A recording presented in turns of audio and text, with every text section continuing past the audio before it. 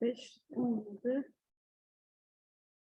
Bu da olmadı hocam. Ne yapacağız bunu?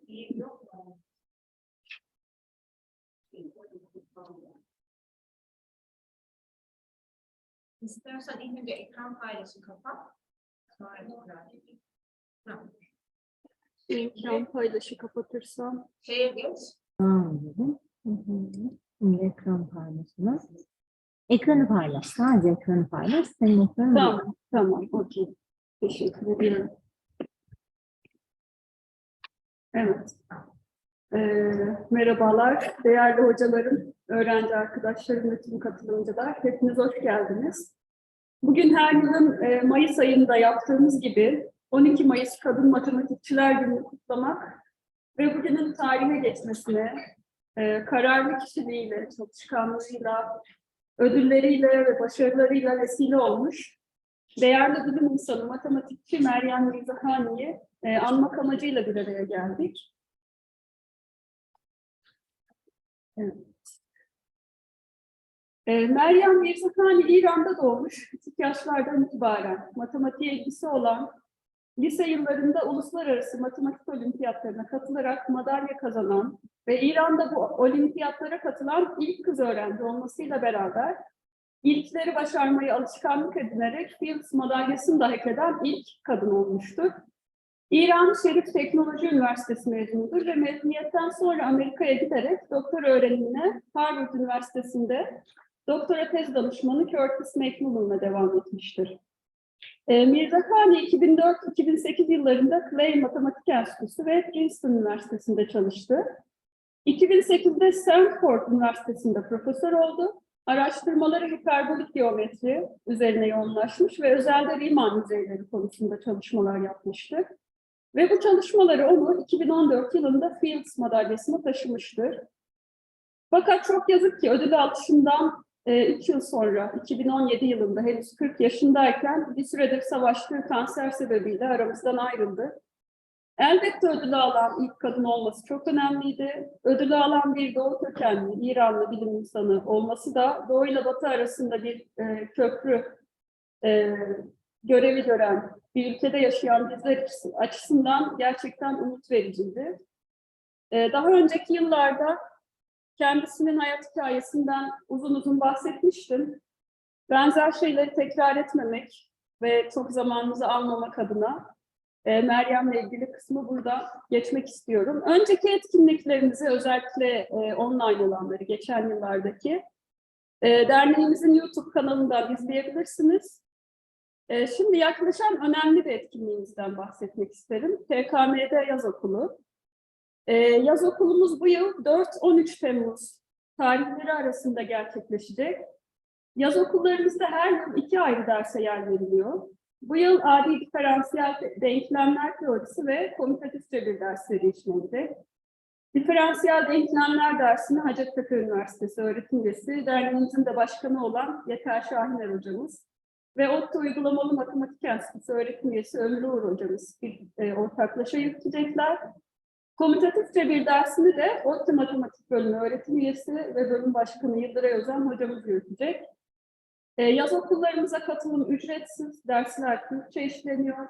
Dersler bu arada yüz yüze, tam da şu anda bulunduğumuz salonda işleniyor. İlgilenen herkes derslere katılabilir ancak planlama yapabilmek adına yaz okuluna katılacak arkadaşlarımızın dernek sayfası üzerinden, geri gideyim galiba çekeceksiniz. Dernek sayfası üzerinden kayıt yaptırmalarını istiyoruz. Kalacak yer konusunda katılımcılara yardımcı olunuyor. Özellikle de bu sebepten bir an önce başvuru yapmak şart. Derneğimizin iletişim adresleri de burada mevcut. tkmd.org adresi üzerinden yaz okuluna kayıt yaptırmayı unutmayalım. Şimdi günün anlam ve önemine geri dönersek, 2019 yılından itibaren Meryem'in doğum günü olan 12 Mayıs, tüm dünyada Kadın Matematikçiler Günü olarak anılmakta ve dünyanın her yerinde çeşitli üniversiteler, dernekler, çeşitli etkinlikler düzenlemekte. Biz de Türk Kadın Matematikçiler Derneği TKMD olarak her yıl 12 Mayıs'a yakın bir tarihte Maryam Mirzakhani'yi anıyor ve davet ettiğimiz bir kadın matematik matematikçi hocamızın kendi çalışma alanı ile ilgili bir seminerini dinliyoruz. Bundan sonra da akademide kadın olmakla ilgili hocamıza bazı kilit sorular yönelterek ortak sorunlarımıza çözüm önerileri bulmaya çalışıyoruz. Deneyimli hocalarımızın görüşlerinin özellikle de yolun başlangıcında olan öğrenci arkadaşlarımıza ışık olduğuna inanıyoruz. Bu etkinlikte de bugün ilk önce yaklaşık 1 saat sürecek olan bir video gösterimimiz olacak. Bu videoda University of Chicago'da profesör olan Amie Wilkinson'un 2018 yılında Maryam Mirzakhani'yi kaybedeli henüz 1 yıl geçmişken gerçekleşen Field Sempozyum'un açılışında verdiği konuşma yer alacak. Sonrasında kısa bir molamız var. Moladan sonra da Amerika Birleşik Devletleri West Point Askeri Akademisi'nden Profesör Diana Thomas kendi çalışma alanlarıyla ilgili bize bir seminer verecek. Seminer bitiminde önce konuşmasıyla ilgili soruları alacağız tabii. Sonrasında da az önce bahsettiğim gibi her yıl olduğu gibi kadın matematikçilere özel sorularımızı Diana'ya sorup deneyimlerinden faydalanacağız. Şimdi video gösterimine geçelim.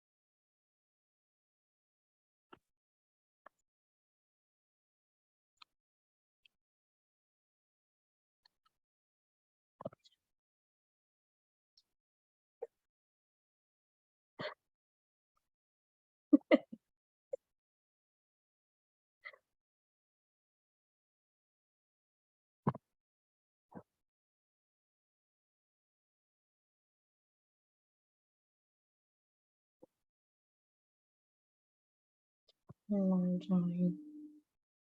Mirzakhani'nin.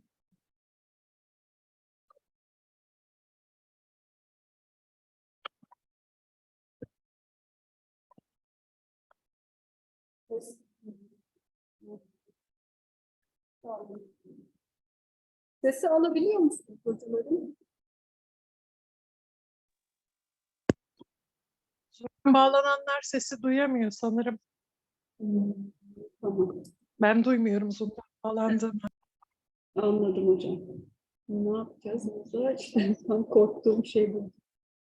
Çünkü mikrofon buradan konuşuyor. Hı hı. O zaman videoya geçiyor. Videonun sesini ne geçtim?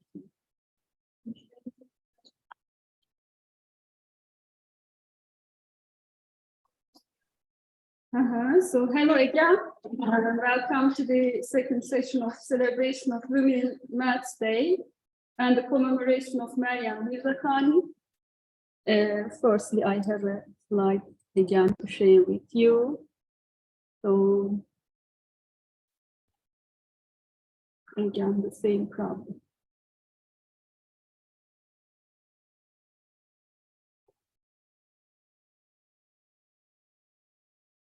Okay.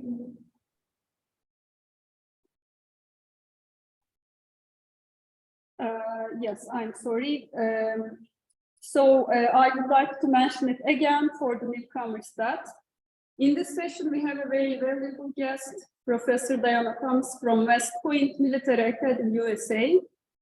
And if I'm not mistaken, it's 8 o'clock in New York right now, but Professor Diana didn't offend us and joined us at this hour. I want to thank her on behalf of the Association of Turkish Women in Mathematics for accepting our invitation. Before giving the floor to her, I would like to introduce her briefly, but I must warn you, actually, it's not so possible to tell her briefly, as her CV is extremely rich, but I will try to shorten. So, Diana Thomas received her PhD from the Georgia Institute of Technology in 1996. She then completed a National Research Council-funded postdoctoral fellowship at the United States Military Academy and the Army Research Laboratory. In 2000, she joined the Faculty of the Montclair State University, where she was a professor of mathematics and the director of the Montclair State University Center for Quantitative Obesity Research. She is currently a professor of mathematical sciences at the United States Military Academy at West Point. Dr. Diana Thomas has been an active research mathematician for over 25 years, with a focus on nutrition and obesity-related modeling. She has worked with large, complex, and high-dimensional data sets and co-invented the remote weight loss program called Smart Loss, which has been clinically applied worldwide to guide and improve individual patient weight loss adherence through smartphone technology. As you see, Dr. Thomas has published over 150 peer-reviewed articles and has led the development of over 10 freely accessible health calculators. She is an associate editor for the world's top-ranked journal for original research in nutrition, the American Journal of Clinical Nutrition, and co-edits the series Best Practices, which consists of methodology commentaries or statistical tutorials. She also serves as an editor for Nutrition and Diabetes and the European Journal of Clinical Nutrition. She has held governance positions too in the Obesity Society, the American Society of Nutrition, and the Mathematical Association of America. She has received many awards for her achievements in both education and research. Recently, she received a very prestigious award, the 2023 Mary Dolciani Prize for Excellence in Research from the American Mathematical Society, AMS. And she was awarded the prize for her outstanding research at the interface of mathematics with nutrition and obesity, as well as her work in number theory, combinatorics, and dynamical systems, and for her impressive work with undergraduates. This prize is actually important for us too, because it may be the tool that makes it possible to meet Professor Diana, because Professor Bilur Kaymakçalan met her at Boston, if I'm not mistaken, and she recognized her and then invited her to give a talk here, thanks to dear Bilur Hoca too. Now we have an unusual information about her too. She has advised undergraduate research in both pure and applied mathematics, and has co-authored more than 50 publications with undergraduates, including first-generation college students. She inspires undergraduates with informal discussions inside and outside of the classroom, and masterfully draws them into research projects that are appropriate for their background and interest. The undergraduates she has mentored have pursued many different professions, including enrollment into doctoral programs and careers in education and medicine. As we see, whatever she does it in an excellent way and maybe in the most efficient and beneficial way. So today she will talk on an interdisciplinary mathematical career. I look forward to her talk with excitement and curiosity.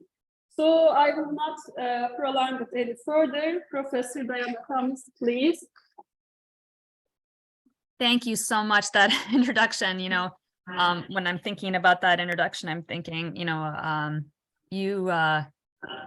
when we put things on CVs or when we put things for awards, you don't see all the bumps in the way. And so I'm going to share with you some of my career and how I got there. But this particular award that was just talked about, the Dolciani Award, the reason I think, my friend Aziz Yakubu, he's a mathematical biologist. Unfortunately, he passed away recently. He and I had argued maybe about 6 months before, maybe a year before he passed away. I told him that the American Math Society is never going to recognize people like me because we do research that's outside of the fringe of mathematics. And although we work with undergraduates and they may not get PhDs in math. They may go on to do very great things and their research might be very important, but the American Math Society is only narrowed down to recognize people who get PhDs in math and also PhDs at good places. And so I told Aziz that it's unfair because when you help someone and you see them succeed, and maybe they get a master's and maybe it's not from the best place, but it's their initial condition that's changed because where they started was so much further below someone who went to an elite college and had every opportunity in the world. And I said the American Math Society never recognizes that. They only look at, well, look at this person who went to Harvard and did these things. And well, of course they went to Harvard because they were at Williams College to begin with. They had every opportunity available to them. They worked hard, but we don't celebrate those achievements of the students who really, really needed help to change their initial conditions. And unfortunately, because it's so far of a path, they may not achieve the levels of someone who had every opportunity, but the distance that they've covered, the ground they've covered is amazing. Aziz argued back. He told me that American Math Society has changed. I should have my department nominate me. And unfortunately, I was not able to come back and tell him that he was right. I do feel that there's hope when they did award me with this award because my path has not been normal and my undergraduates have not been the mainstream and many of them have not gone on to get PhDs in mathematics. But I'm going to tell you a little bit about that, about the bumps. I know it's difficult to listen for a long period of time. So I hope it's okay that I stop and pause in between to see if you have questions and to interact with you. Especially online, it's very difficult to pay attention and be engaged. So let me share my slides with you.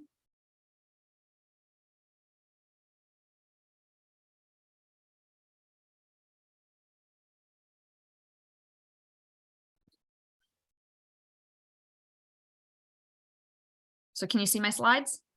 Yes. Yeah. Okay. So this is actually in the morning I run and I just think this is such a beautiful way to start my day because this is one of the first scenes that I see is the sun coming up out of the sky peeking over the mountains at West Point. West Point is called West Point because it's the furthest point across the Hudson River on the western side. And the theory that George Washington had when he put a fort here was that you can see the British coming around the corner underneath you, and it's an advantageous point to shoot down at them. And they actually put chain links to stop the British right there at West Point to stop the British from traveling further down the Hudson River. So right now I'm in the throes of a grant that I received. I'm going to tell you a little bit about this grant. But I'm the principal investigator for a center called the Artificial Intelligence Data Engineering and Machine Learning Center. The slides I'm going to share with you is how I got here to this point. This was just several departments at West Point, and I backed the military. So my entire crew is military. That's part of this award. So let me tell you how I got there. This is where I grew up. I grew up in a small town called Glendive, Montana, and it had 48,000 people in the town. It's in Montana. So if you're not familiar with American geography, it is the upper northwest. It borders the top of Montana borders Canada, and bordering states are Wyoming. There's a little tiny sliver of Idaho that borders Washington State is also on the west side.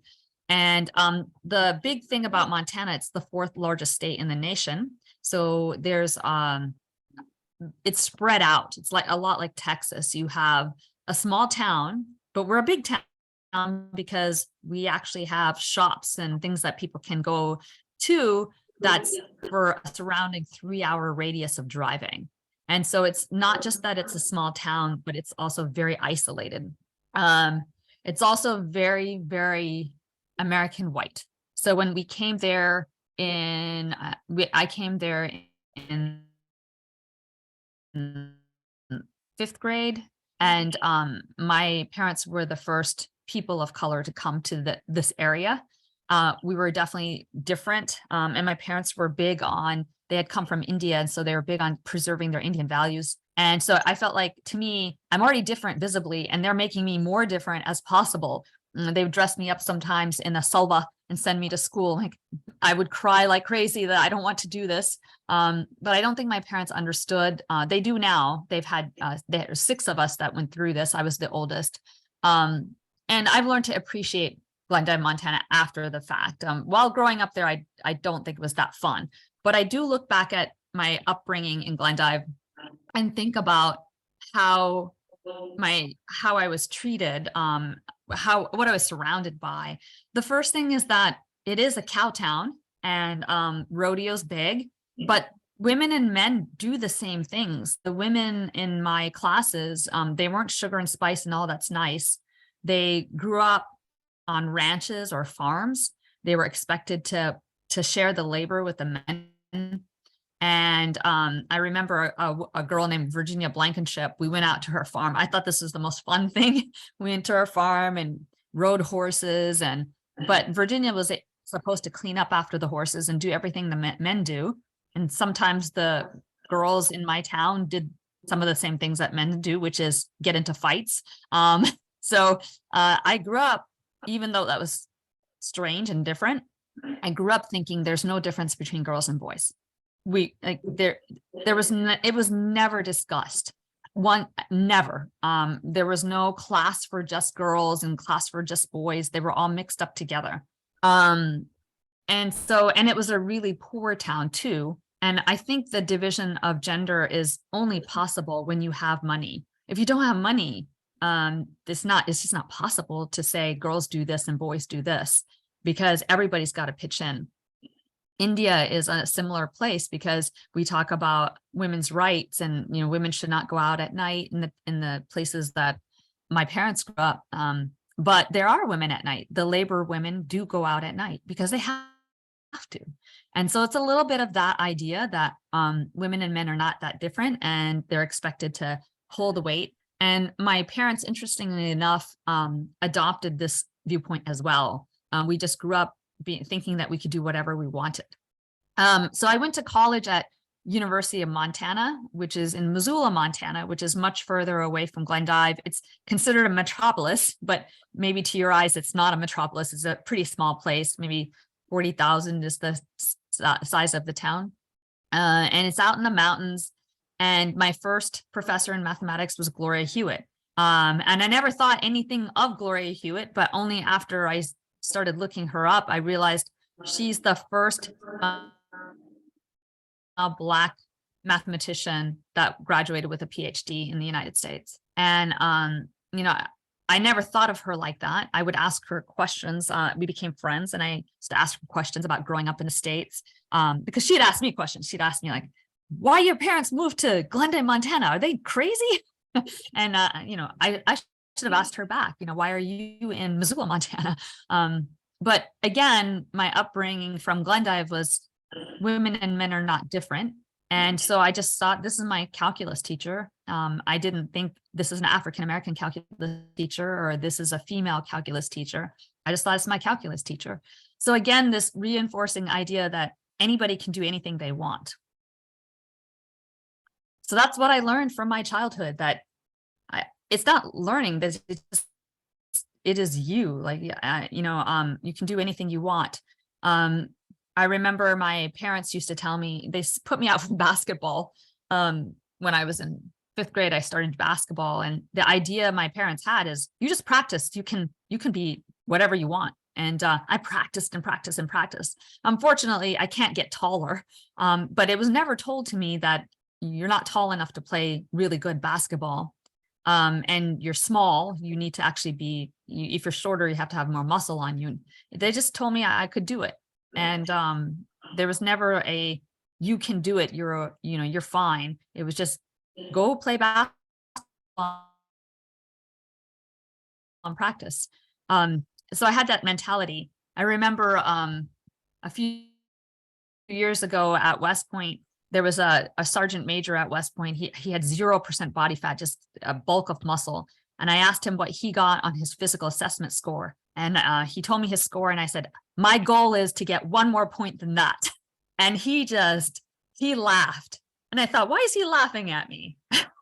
But, you know, this is kind of how, if you think about it, this is how men grow up. They think they can do whatever they want. They're never told, you know, small boys go out for football and they're never thinking, I'm a small boy, I can't go out for football, I'm not going to do well. Eventually they realize I'm not going to do well, but they walk in with the full confidence they're going to be able to play football. And that's kind of what my upbringing gave me. And I feel like that's really important to share with you because it's what made me resilient over time. I'll pause there to see if you have questions.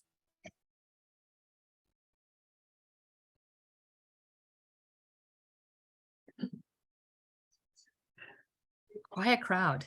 Yeah.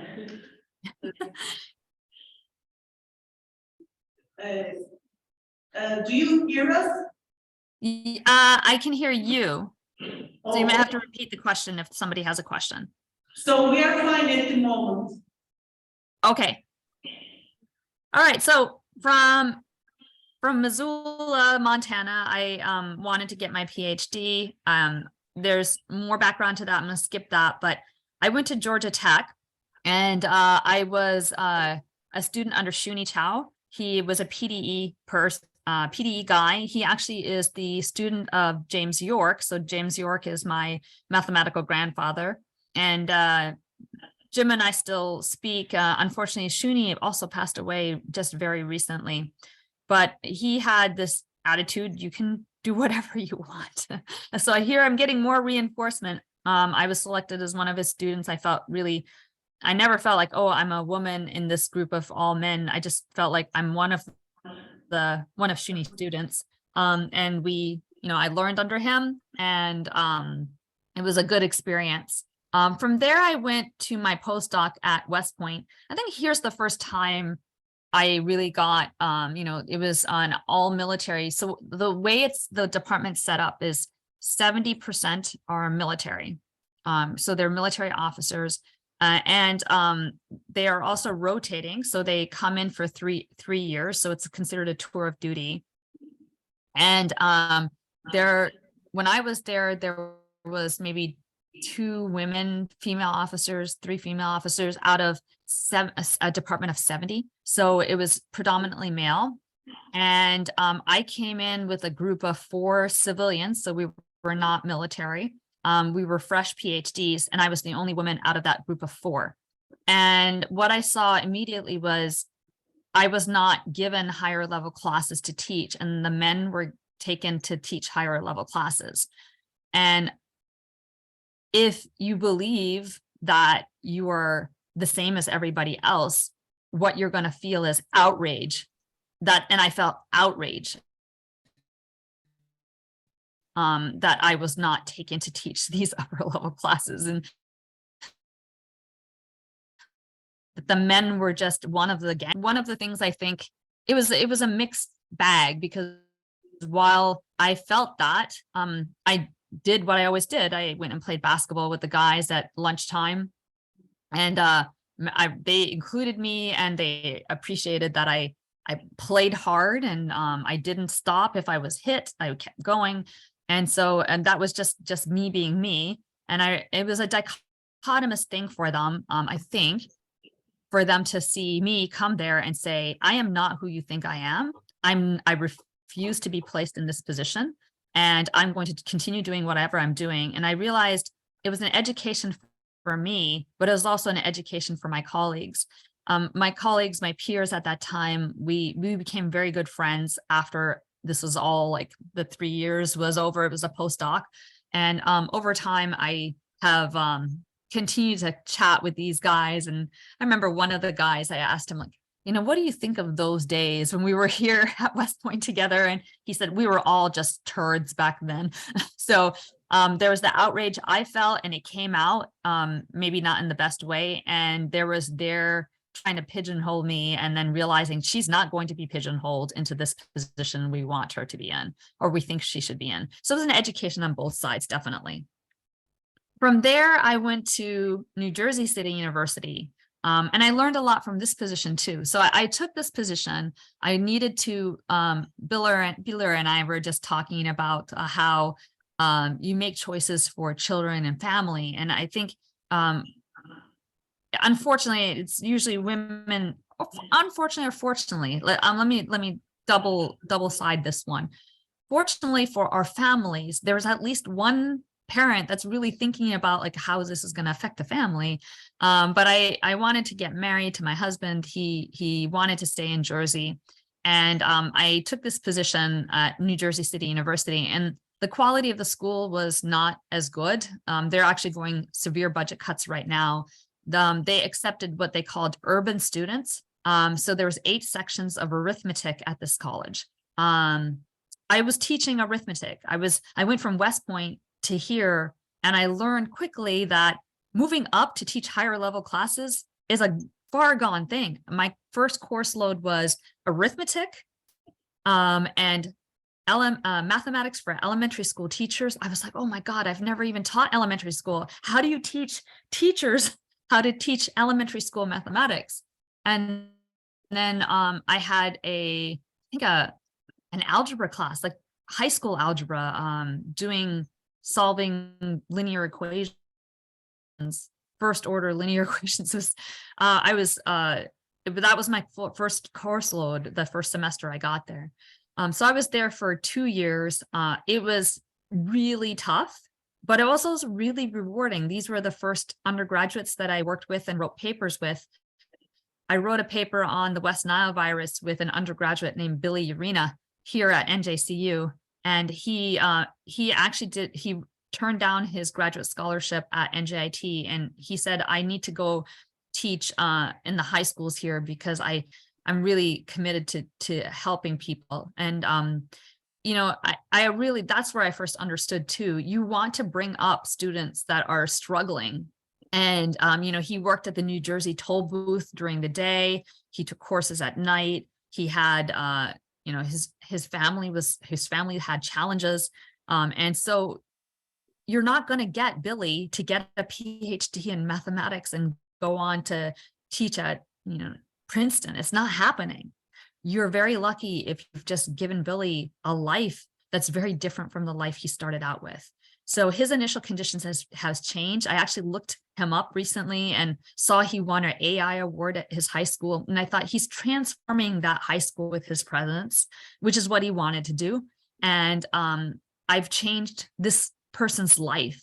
If he had just gone through the math program without doing any research and getting any mentorship, we just don't know where he would be, but he was inspired to do more, to excel. And I think that's what these undergraduate research experiences do for students who may not have the chance to get them. I stayed there for 2 years. It was really difficult. And it was difficult for me to leave NJCU, but I was struggling with the fact that if I continue, I really did love doing research. And that if I continue at NJCU, my research career would probably be over. So in 2 years, I applied to Montclair State University. My civilian colleague who was at West Point with me was at Montclair State. And by the way, our jobs at West Point were temporary. They were not permanent.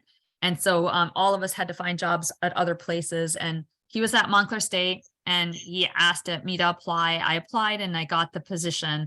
And we were next door to each other at Montclair State. We were also next door to each other at West Point. So for the next 17 years, I spent it at Montclair State. Montclair State, as you can see, is right across from Manhattan. It has about 30,000 students. So it's a large state public school in New Jersey.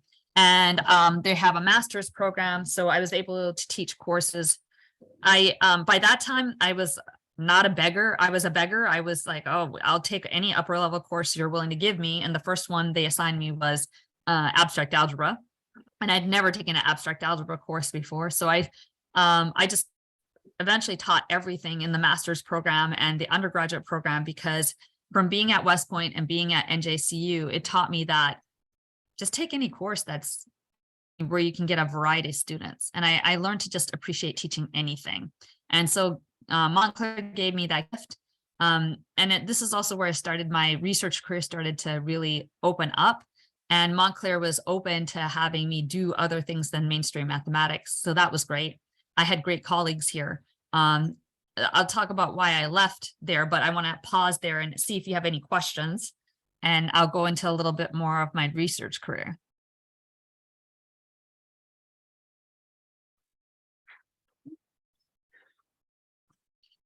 Were you the only woman, at West Point and then the next stop?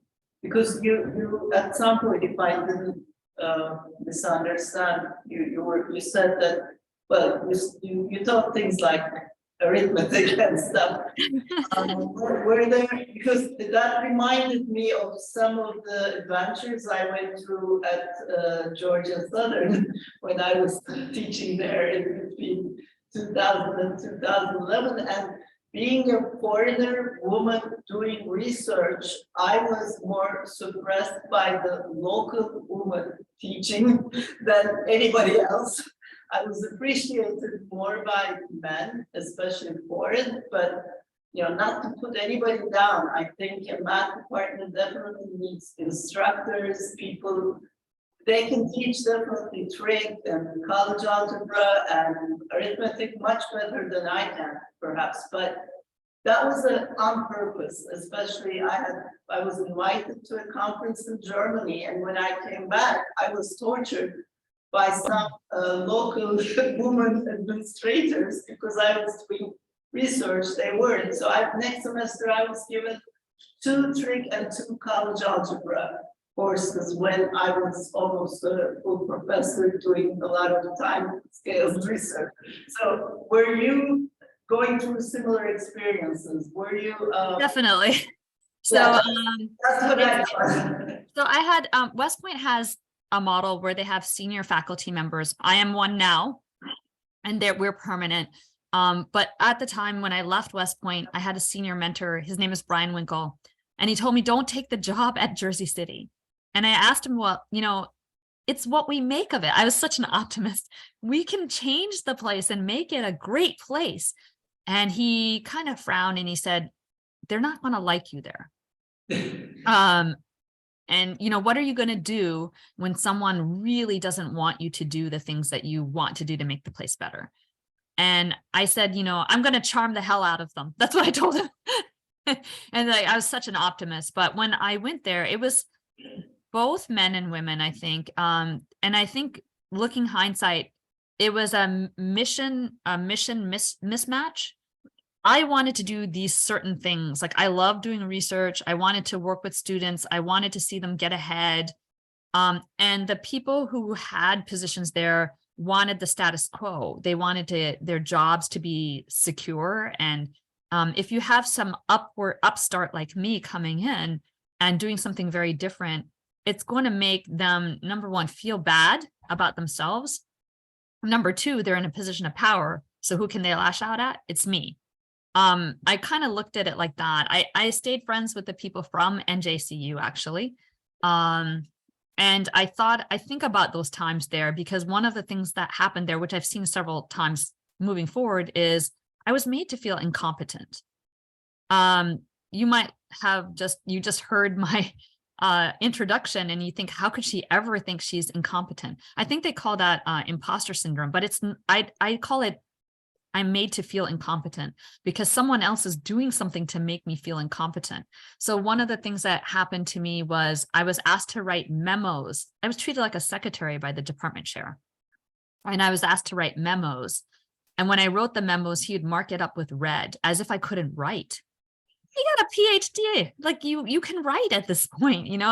It's ludicrous thinking that somehow I need guidance on writing a memo. But the effect it had was I did feel kind of incompetent. I thought maybe I was incompetent. And then they would also do evaluations of the class.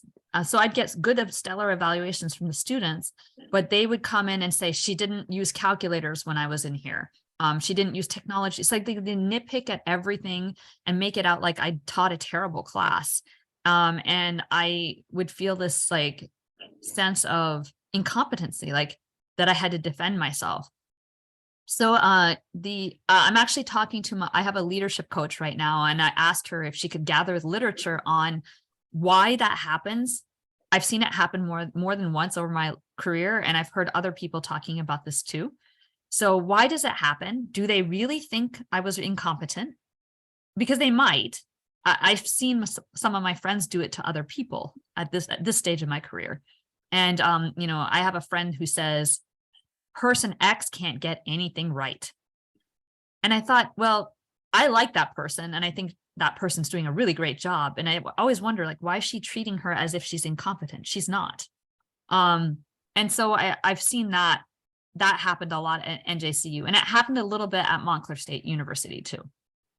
I was made to feel incompetent sometimes, which is ludicrous.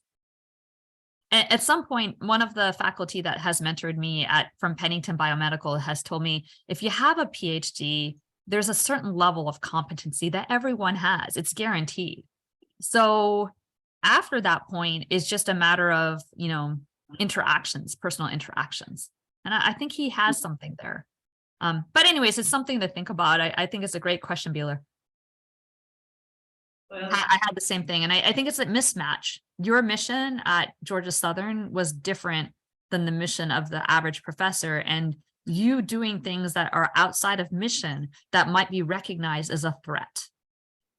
yeah, but I mean, my point was that I was put on that incompetent spot, described by more other local women faculty than men, and that was, for us, women mathematician societies. That's always a topic that we want to discuss among ourselves. How women treat other women, and so I that was my main question, and I gathered you had similar experiences.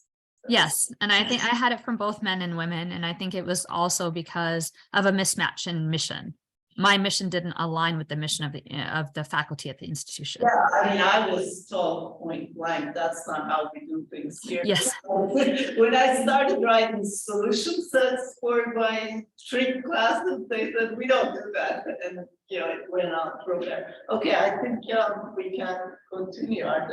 We have no more questions for now. Yes. So now is kind of at Montclair. While I was at Montclair, I got tenure in 2006. I got tenure in 2006. And I started doing research in the area of nutrition. But, you should ask yourself, that's really weird. A lot of people tell me that I'm the only mathematician they know that works in the nutrition. And I think I am. I don't think there's anybody in a math department working in the field of nutrition. The reason I got into the field was it's personal. I had my first child in 2000, and I gained a lot of weight during that pregnancy. And I didn't lose the weight. So it's the bulk of that stayed on me. I was close to 180 pounds. So you guys use the metric system. Don't you use the metric system in Turkey? Yes. So let me do this quick calculation. It is 81 kilos. So I was heavy, and that's an extra large Garth Brooks t-shirt I'm wearing. And that's my tiny son that none of fat came on him. He's born that little tiny peanut. So that's how I started. I started modeling and thinking about, what was happening to me as I was trying to lose the weight. And, I was also interested in pregnancy because that's where I gained the weight. There was probably a multitude of reasons. It's probably not something I could pinpoint. I don't think, Billy, you saw me during those years. I tried not to go anywhere or be seen or be photographed. But my first paper that was truly non-math was probably this one. And it was called a fetal energy balance equation. And it was really about fetal growth in utero. I was really trying to think about where, if I eat and consume something during pregnancy, where does all that energy go? And how did it end up on me? So that was all, it was personal. I had a undergraduate named Susan Shurance who worked with me. She was really interested in this problem. She was the youngest out of 5 girls, and her older sisters, some of them had gained extra weight during pregnancy. And Jim Clapp, he was probably the first mentor I had outside of the field of math. He was a child prodigy, became an OBGYN, did these remarkable studies. I really recommend this book called Exercising Through Your Pregnancy. It's more a scientific book. It talks about his studies, like a review paper almost. And he, at the same time that I met him and I was working with him, my university started putting pressure on me to apply for grants and get them for tenure's purpose. So I met with Jim at some time, and he told me if I want to do an NIH, if I want to get an NIH grant, because I thought maybe the route is NIH. I kept applying to NSF and getting rejected. And he said, you need to first do pilot studies. And I said, how do I do that? I've not done that kind of work before. And so he said, you need to hook up with a OBGYN and ask them to do ultrasounds. And like thinking, how am I going to do that? Well, I was pregnant with my daughter at the time, and they were imaging me as a 3D image ultrasound. And I asked what the volume of my placenta was to the lab technician. She went back and told the OBGYN that I asked this question. And he came in, he was full of curiosity. He's like, why would you want to know the volume of your placenta? And I told him about the work of Jim Clapp and that I was a mathematician. He got interested. And I took a long shot and I asked him, hey, would you be willing to do this with me? And he did. So this was transformational because I wrote my first, I went on sabbatical. I wrote something up to do this pilot study. I did an institutional review board for actual human subject study where a vulnerable population, pregnant women, I was collecting placental volumes through 3D ultrasound. So it was a really life-changing moment. And I could do this because I was protected because I had tenure. So it was, if you're in a department and you're insecure and you don't have a secure job and you start doing something like this, it's probably not going to go well. But they just kind of looked over and said, what can we do now? She's tenured and she's doing these weird things. It's fine. That was the first thing I did. And then I went to present this at the NIH. One of the reviewers of that paper was from the NIH. And he asked me to come and give a talk. And at that talk, I met people in the obesity and nutrition world. And eventually I met these 2 early career stage investigators, Corby Martin and Leanne Redmond, and they were both at the Pennington Biomedical Research Center. I also met someone named Steve Heimsfield. I should have put his picture here. If you do something like this, you need a mentor in the other side that's well established. And Steve Heimsfield has always been a cheerleader behind me.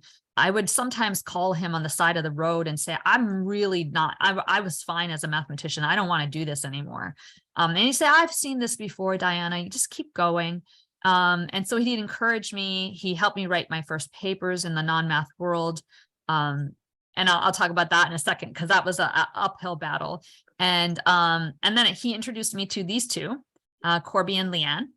And we got this great idea to use mathematical models to guide patients during weight loss. Corby Martin's a behavioral psychologist. His job is to keep people on task during weight loss interventions. Leanne Redmond, she's my co-chair on the steering committee for the grant I have right now. She is unbelievable. 4 children. One of them is still small. She has maybe 5 big NIH grants at the same time. She mentors all her postdocs, spends an hour with each one of them per week. She has 10 postdocs. She's won several mentorship awards. Keep your eye out for that if you want to see a woman who really, really rocks and defies things. So I teamed up with these 2 and we made an invention. I'm going to see if this actually plays through. Let me know if the sound plays through. Ready to lose weight? Is it playing through? To get the most out of the Body Art Loss program. By answering a few Let me pause. Is that playing through the sound? Yes. Okay. simple questions, Body Key helps you establish a personalized healthy weight loss target. It's an important first step. Research tells us that setting a healthy weight loss goal leads to greater long-term weight loss. Once your weight loss target is confirmed, You'll receive your personalized smart loss graph. Those are my models. Most accurate models for predicting healthy weight loss and shows you how much weight you will lose every day as you follow the smart loss program. The differential equation. Smart loss graph is built using a sophisticated equation that uses your age, No, it's size, not. height, weight, and weight loss goal. Based on these key factors, the equation can account for the energy you burn to keep yourself alive, to digest your food, and for all the physical activity and exercise you do. What's really important is that the smart loss graph also accounts for how your personal energy use changes during your weight loss journey. You'll weigh yourself every day. By using a digital scale, your weight automatically uploads to your smart loss graph. You're in the zone of success. You know you're following your eating plan and losing weight.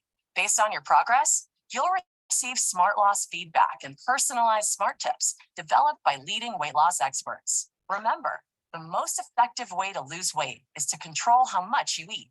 Your smart loss eating plan teaches you portion control without ever counting calories. That's pretty much it. Set a healthy weight loss goal. Weigh yourself every day. Follow your smart loss eating plan, your personalized feedback. You'll build healthy habits that help you lose weight, and these habits can help you keep it off.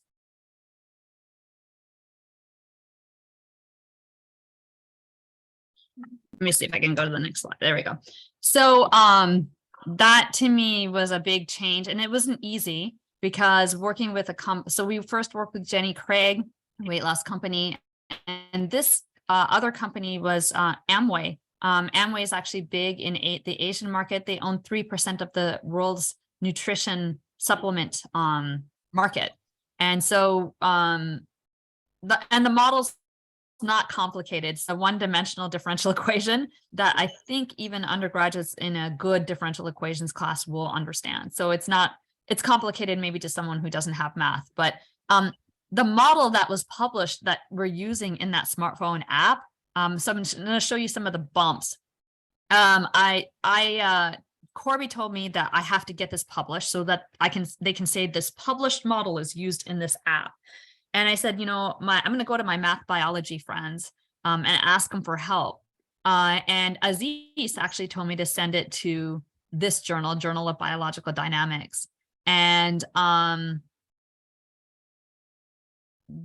one of the editors, I'm not going to say who it is because some of you know who he is, but he desk rejected it after hanging on to it on his desk for 3 months, didn't even send it out for review. And he said, this is not dynamics.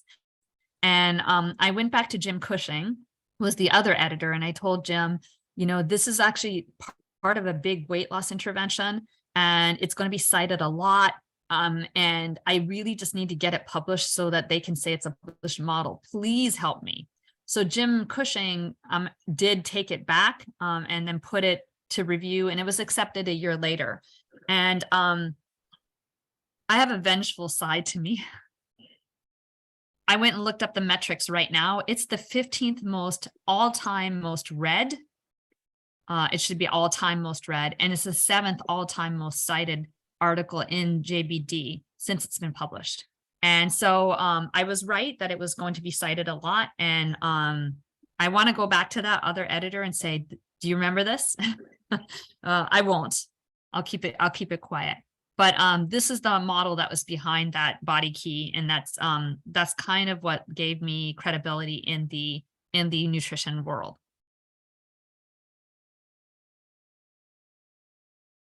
Okay, I'll pause there to see if you have any questions. We're fine. Okay.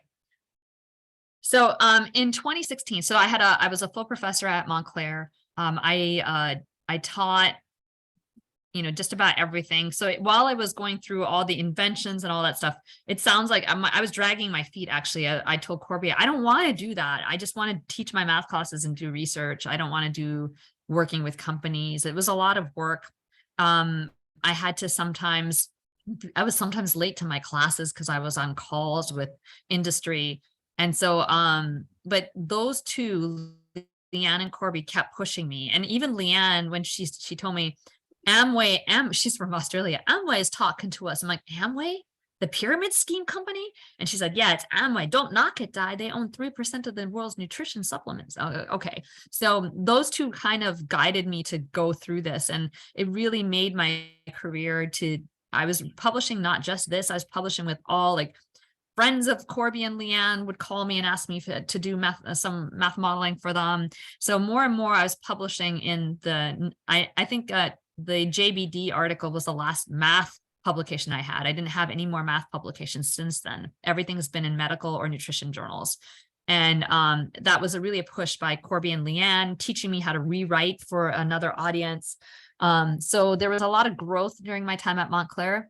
And then there was this place in time where probably around 2011, where I had enough grant money and had enough credibility at Montclair State that I got kind of the freedom to do whatever I would like to do. And so it was a good place to work. But in 2016, I was kind of, I don't know, itching. And my former department head called me and asked me if I'd like to come back and teach at West Point for a year as a visiting professor. And I thought, okay, I can go back there. I mean, it'll be, fun to go back. And in that year, maybe I could think about some other things I want to do. 2 weeks in, I thought, this is where I want to be. And this is one of my first classes at West Point. These guys are all first lieutenants now. So they're in the Army. In fact, the girl that she had an injured leg, she played on the lacrosse team. Her and I think another one of these guys told me that I got a text from them saying they're both at one of the bases and they were thinking of me. So that it's great. I love teaching there. 2 weeks in, I said, I want to teach here. This is where I want to be. And so they told me, well, that was the idea. We wanted to see how you'd like it and see if you want to come back. So now I'm here and I really love this job. Another big game changer in my career was 2022. So we do things like I don't have to get grants at West Point. There's no pressure. But in 2021, our department was told that we're going to get 9 faculty cut. And I went to my department head, first female department head at West Point in mathematics ever. And I told her that I think I know how to get some of those positions back.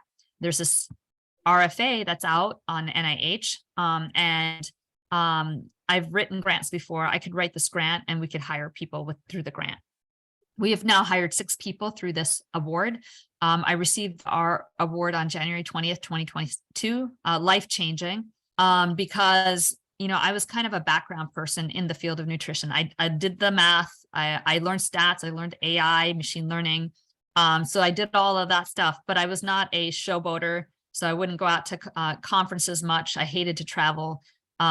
West Point doesn't like us to leave. They want us to be there in the classroom. So I was a behind the scenes person, but this has pummeled me to the front stage of nutrition research. This article was published, I'm quoted in the article, National Geographic. I'd been in the news before, but it's different. This is just so big. This was the last thing that Francis Collins wanted before he left NIH. So you've heard of Francis Collins, I'm sure. He's the brains behind all the COVID, anti-COVID medicines. And he was in the news quite a bit during COVID. So yeah, that was probably another game changer. I'm going to play another video for you about what this study is, because it's really the largest nutrition study that's ever been done in the world. And it's a lot of fun, a lot of excitement.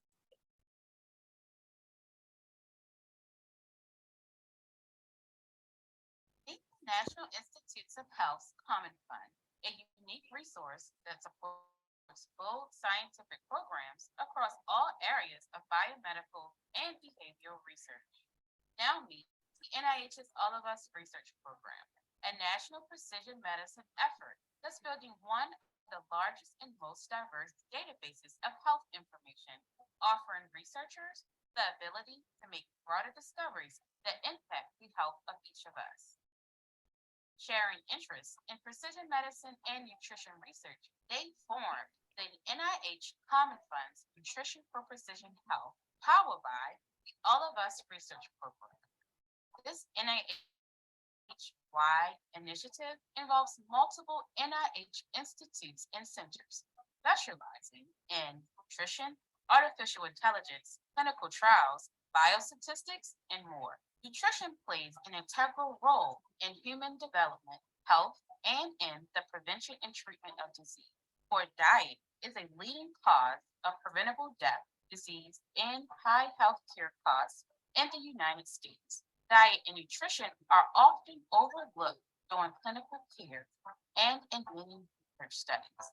The Nutrition for Precision Health program, often referred to as NPH, plans to advance existing knowledge about nutrition, develop algorithms to help predict what individuals should eat, and inform personalized nutrition recommendations based on individual differences, such as lifestyle factors, genes, proteins, microbiome, and metabolism, and environmental factors. Personalized nutrition or precision nutrition steers away from the one-size-fits-all concept, since the same diet doesn't work for everyone, and instead supports customized, actionable dietary recommendations to help an individual know what to eat for optimum health. Recent advances in artificial intelligence, microbiome research, and dietary assessment will create the opportunity to make the NPH program study move the nutrition field further towards precision nutrition. Previously, smaller precision nutrition studies have been limited by sample size or diversity of participants, preventing researchers from measuring outcomes from variables like environmental exposures, safe food and water conditions, and cultural traditions.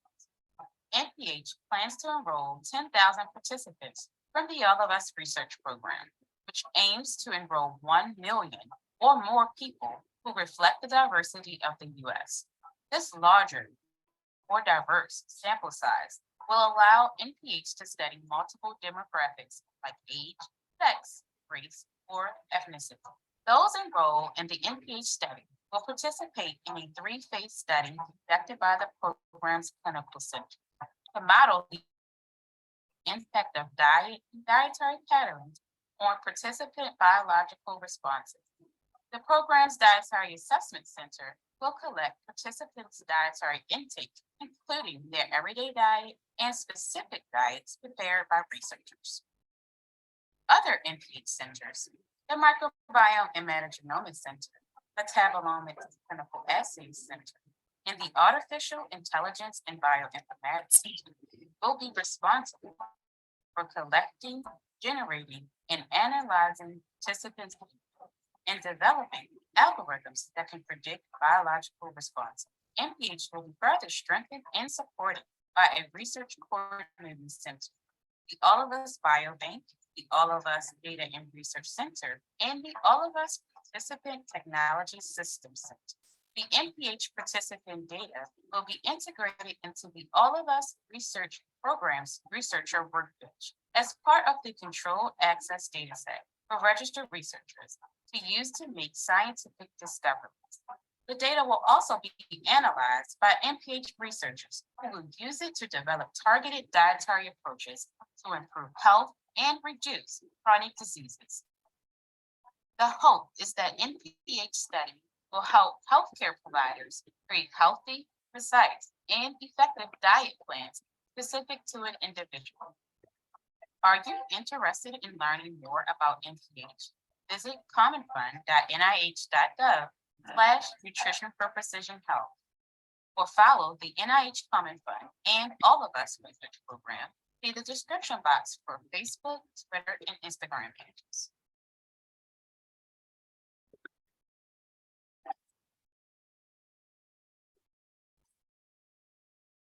So it's an exciting time for me. I do think that I can't sustain this after this is over. I'm also co-leading the entire consortium. So they talked about all those different centers. I'm the PI of the Artificial Intelligence Center. But Leanne Redmond and I, the NIH did not know we were friends. We are friends, tight. And they asked us to co-lead the steering committee, one from a clinical center, one from the AI center. And Leanne has been, she told me when we first came on at the first kickoff meeting, we cannot fail. It's the first time females are leading this entire, something this big. You would think that in nutrition, it's mostly females. Men have led it. the leaders in the field are men. And it's very different than mathematics, where we do have more women in mathematics. In the nutrition field, the majority are women, but the leadership is all men. And so she told me, we cannot fail. They're waiting for us to fail. And over the past year and a half, her and I built up credibility. Leanne is a very tough taskmaster type personality. You know, she'll come in and say, scope everything out and say, this is the way it's got to be done.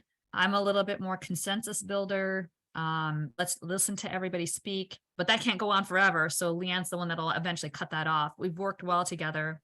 She gets a morning call from me because I'm a morning person. She gives me the night call because she's a night person. And we've, if in fact, become better friends than we have been before. But it's an all female lead right now. The executive committees consist of myself, Leanne, a woman named Sai Das, who's amazing from Tufts University.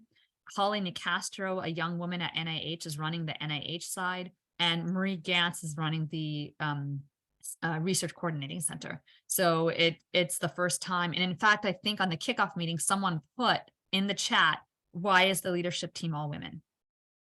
I couldn't think of on my feet. I'm not good at thinking on my feet, but I should have asked. You never said anything when it was all men. I don't know what's up next, but who knows? I've learned from all of this that it doesn't matter. I'm not afraid. I could maybe think of leaving West Point after 5 years and doing something else that's maybe not so heart-stopping as the NIH study. I could just become a regular researcher teacher at West Point itself. I could go into administration. All I know is I'll be fine. So I'll end my talk here. Thank you.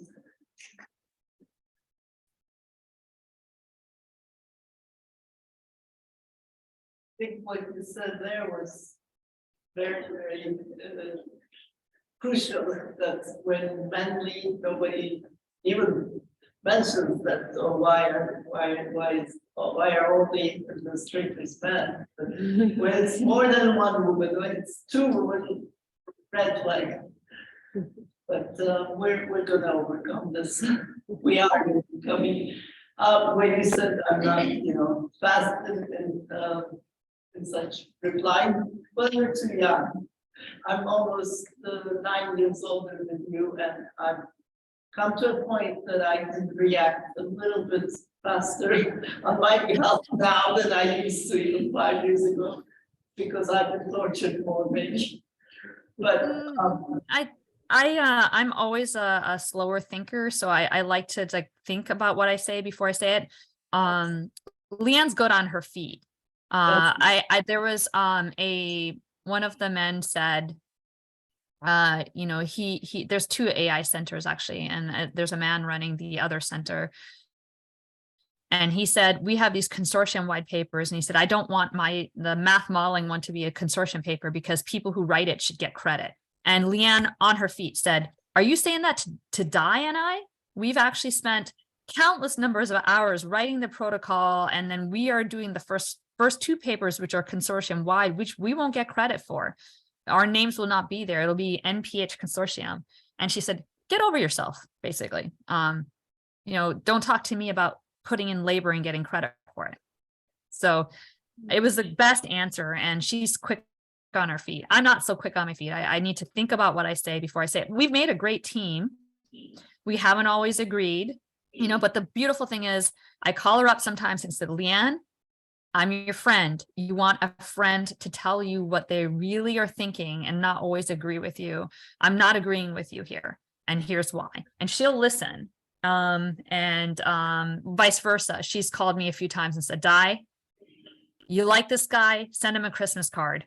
But this is business. He can't do this way. I'm like, and I needed to hear that sometimes because I'm more interpersonal relationship type.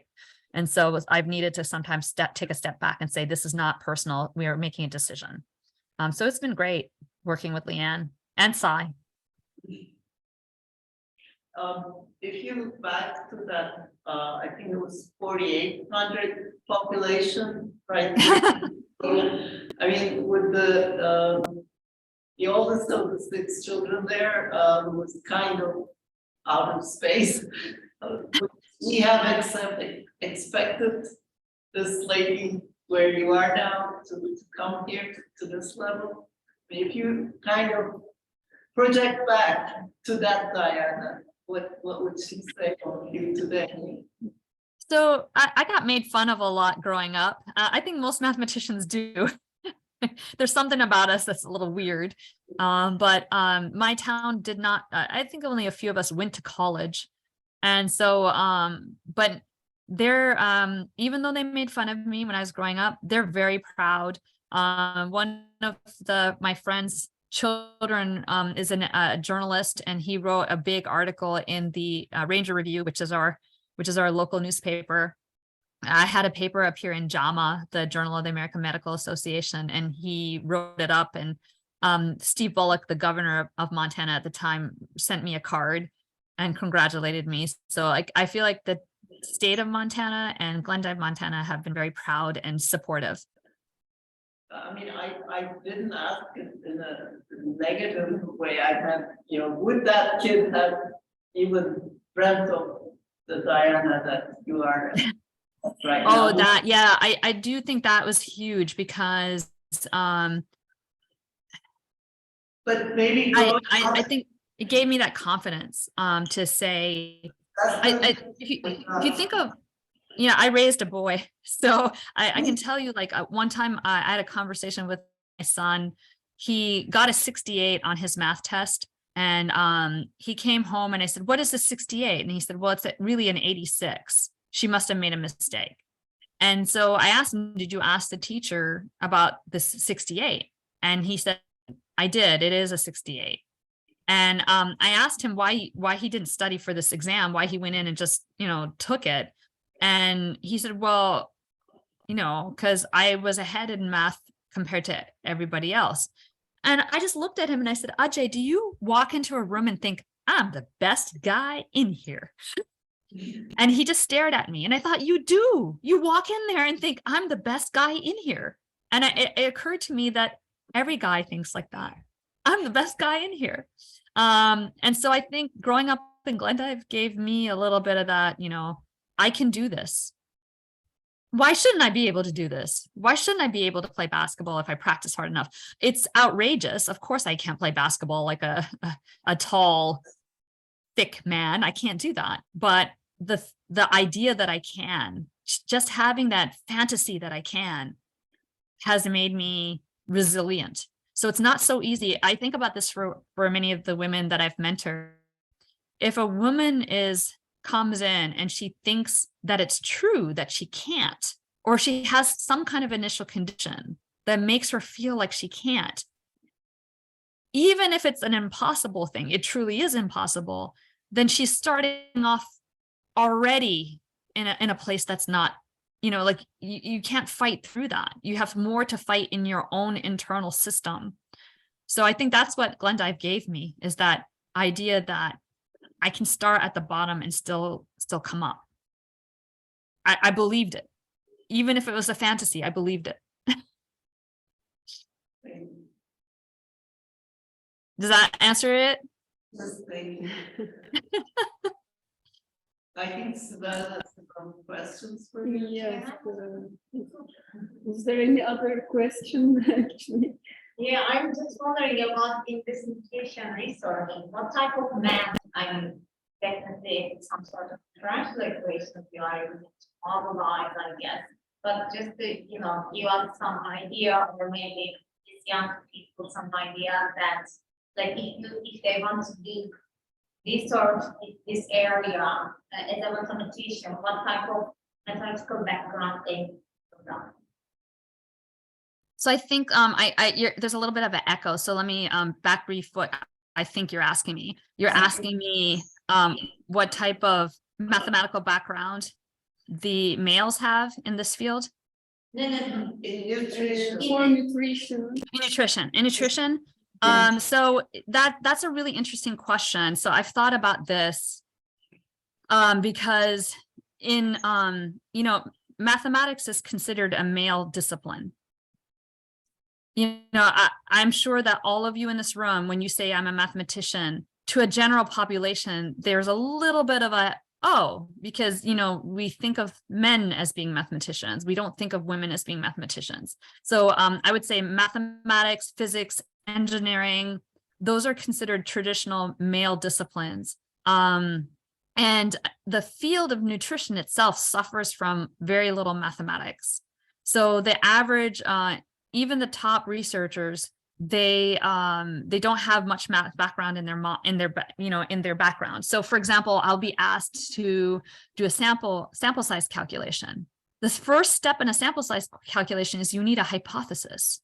So in a stats class, you'll have your students frame that hypothesis. You need that because you need the test statistic and you need to understand what it is you're making a sample size calculation for. And that, you know, but 100% of people who ask me for a sample size calculation, I ask them what the hypothesis is and they stare at me.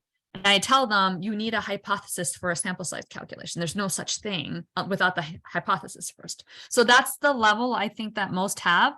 Some of the nutrition people can buy in and say that mathematics can do something for me, even if I don't understand it fully. And they'll team up with you and they'll appreciate your expertise. And so because mathematics is a male field and the nutrition field suffers from a lack of mathematics, I've been able to sit at the table with some of the males that have been governing.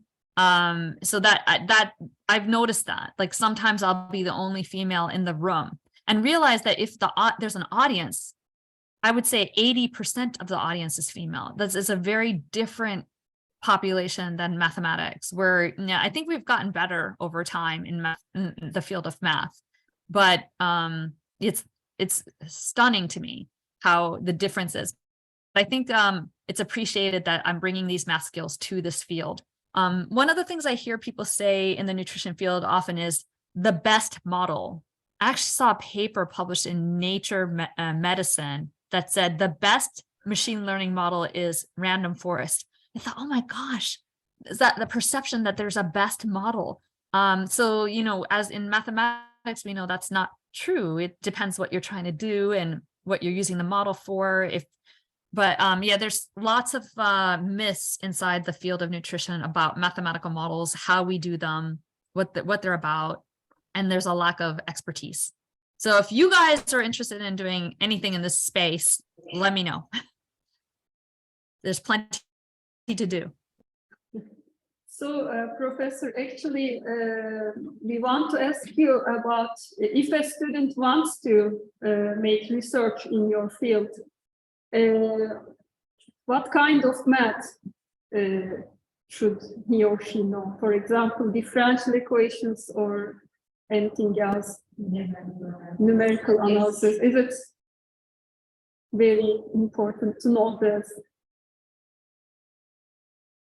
I think when you're doing something like this, you're bringing a toolkit, and some of the things you bring are, you know, differential equations, but some of the things there's not one type of math that you use. So that's the first step that I took, is like I broadened my background into doing other things in mathematics.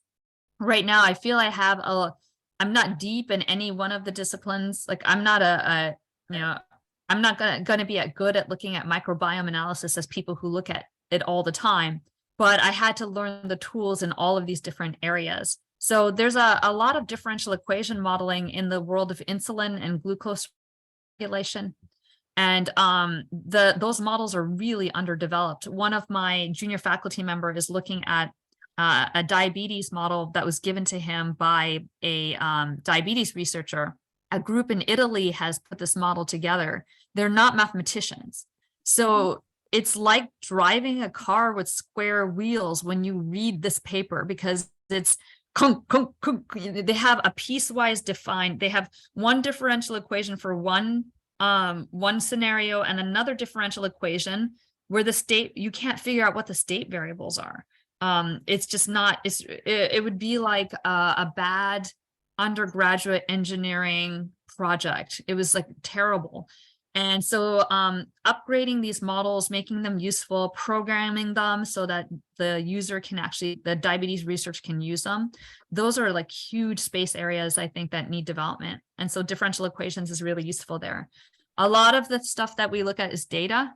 It's big data, accelerometry data, microbiome, metabolomics. So working with big data and machine learning is really important. But I would say just about anything, if network science, anything you can imagine can be used in this field. It's really underdeveloped.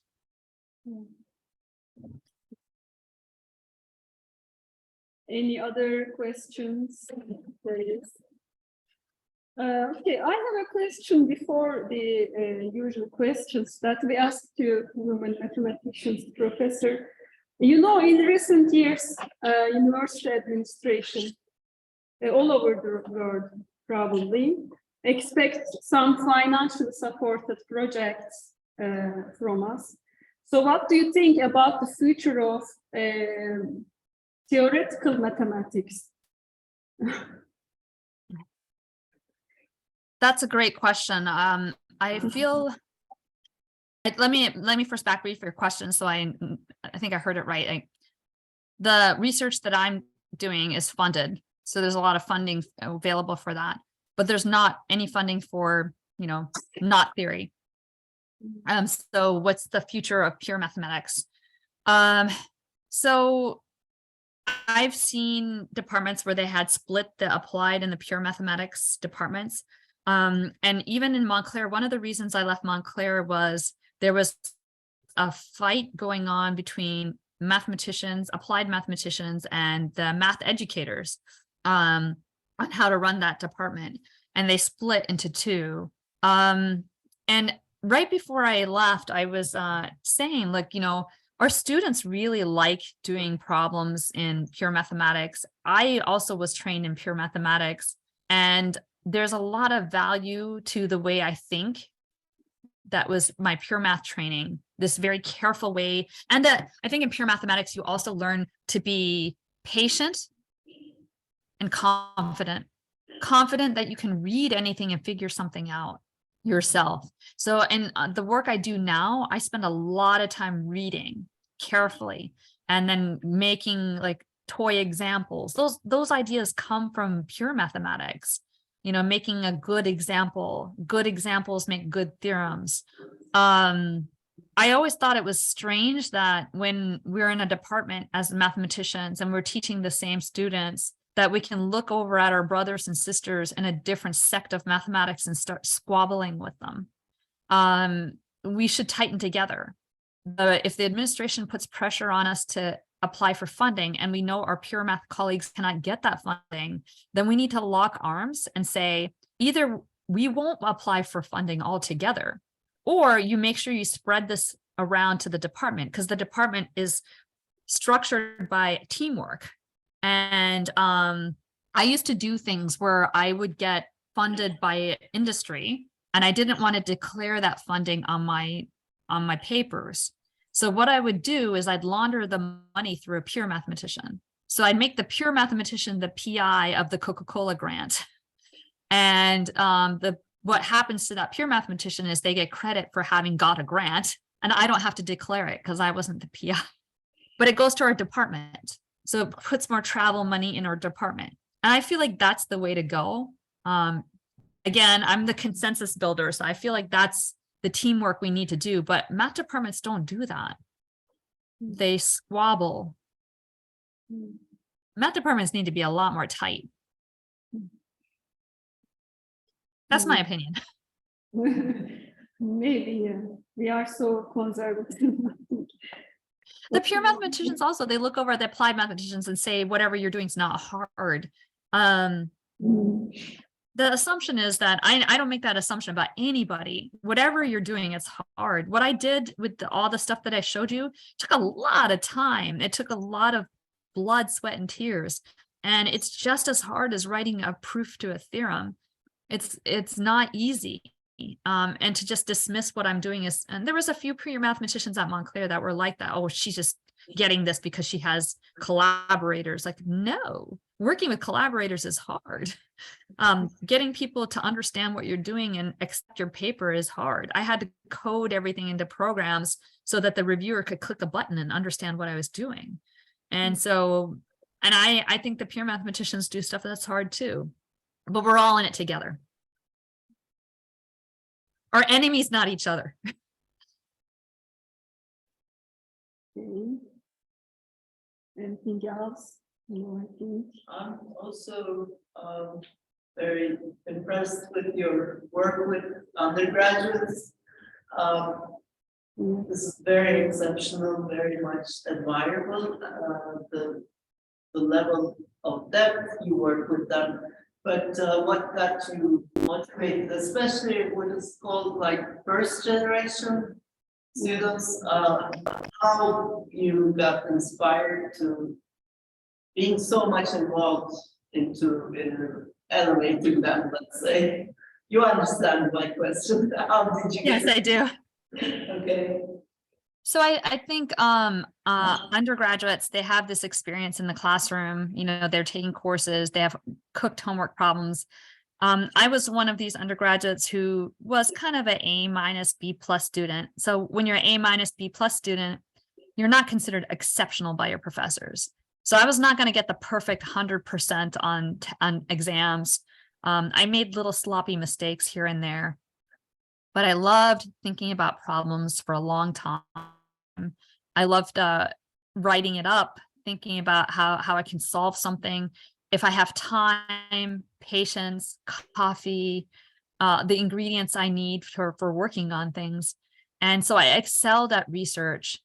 You really don't see that though, unless you have a research experience.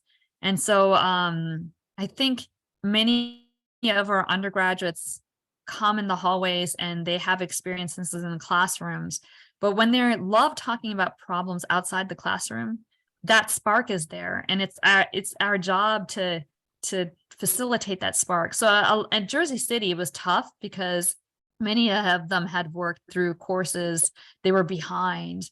But you know, I remember sitting with Billy and asking him, you know, this mosquito thing that's happening, it was in the news. Do you think we could model that and figure out what the spraying is going to do? Like, how would that look like? And he would just be so interested in thinking about it. And so I think it's a natural, like it's a colleague that wants to learn something. I had I target students these days. Back then it was just whoever's in the hallway and willing to sit and chat with me that I'd pick. But these days I target people for very specific things. So I had a student named Dash this semester. He doesn't want to go to grad school. He wants to stay in the Army. He's sick of school, but he's a phenomenal student. He can program and do all kinds of things. So I asked him to make an app, an R-Shiny app out of a program that distills accelerometry data. And he did a bang up job. So I think like I know what they're going to be good at. These days I can target what they'll be good at, but they don't have to be the best student in the class. Again, it's that idea, like if we take the best student in the class and we nudge them up a little higher, well, so what? But if you take someone who may not have succeeded and you change their initial conditions, that feels really good as a mentor. You've done something. So hallway chats. So now let me start to our classical questions. Okay. Actually, I wanted to ask about your experience at military academy, but you have told us something about this. Would you like to add anything about your experience there at the military academy as a woman teaching there? It's interesting working here because the majority of faculty are men. The majority of the military are men in the United States, even in the enlisted. So I'm working with officers. The enlisted people are also majority men. The women I encounter are usually wives. And once in a while, that outrage flares up in me. A couple of years ago, 2 years ago, it was COVID, and we do a lot of family events at West Point, and we couldn't do them anymore because they were social events that required families to come to West Point. And then even after the restrictions lifted, they had said that we can't. Some of the spouses weren't vaccinated, and there was a vaccine law for federal employees, so they couldn't enter the buildings. So I went and asked my department head if I can have the spouses come to just my office for a small group, sign up for 3 or 4 at a time. I got a crock pot and I would make a meal in the crock pot. Sometimes I'd make something Indian, or sometimes I'd make one of their favorite recipes. I'd ask them, hey, I really loved your chili. Can I make your chili for lunch today? And they would just come and chat, and I got to know the spouses. And what I noticed at West Point is the role of the woman is the spouse. And they move from place to place because of the husband's deployments or positions that they have. And, you know, they literally, like right now, they're, the group is leaving and they're literally picking up and packing and going to their next assignment. And it's really rough on the children and it's really rough on the wives, but the men put in long, long hours. The work ethic at West Point that I love, it's damaging to the families. So I learned that in the spouse small lunches. About 2 years ago, I had suggested that maybe spouses could be involved in our research day. We run this big show for research day, and I imagined them, you know, running the registration desk, doing some of the stuff that the men typically do, but anybody could do those things, and they get to be part of this big research day. And the officer I suggested it to said to me, well, that's a great idea. They can have baked goods available. And I was like outraged. And I said, my husband doesn't bake. And he was like, ouch. But the first message, I was on my feet I was outraged enough to be on my feet that day. My outrage was, why did you assume all spouses were women that baked? And the second assumption that I had was, why do you assume that that's all they're good for? Because that's not what I was thinking. I was thinking they could be an integral part of the community. It turned out one of the wives had a PhD. So I came back to the guy and I said, do you want her to bake? She actually runs student activities at a college and she has a PhD in administration. You could actually use her. And she now helps run our projects day or research days. So there's those moments. And I tell myself it's to educate. I'm here not to get mad and fight for my rights. I'm here to give them an education of what else is out there, a different perspective. And it works. He came back and told me, I just never thought of that, you know, sorry, but that's there. I get a lot of also, I get a lot of you do the labor. That's from all my male colleagues, many of my male colleagues, you do the labor. So some of my military colleagues will ask me what the status of the paper is. That makes me really angry. What do you mean, what's the status of the paper? Your question should be, what can I do to help? And so I lashed out at one of them and said, it's 90% done. Would you like to carry it over the finish line? Why do you expect me to do it? So I'm re-educating you. That's how I feel like at West Point. And maybe that's why I was brought back. There's plenty of fabulous faculty that they could have brought back, but maybe it's that little fire that I have that, I feel like I'm here to change your mind about your perceptions. Okay, thank you. So what do you think about the differences women make in academia? For example, what are the strengths of a woman and what can be done to highlight those strengths? I love your questions on the list. So I think women work hard. And I'm making a generalization. I don't know what the audience thinks about that, but the women that are on my leadership team for NIH, we outwork the men that's in the consortium. There's hardly any man that works as hard as us, all of us.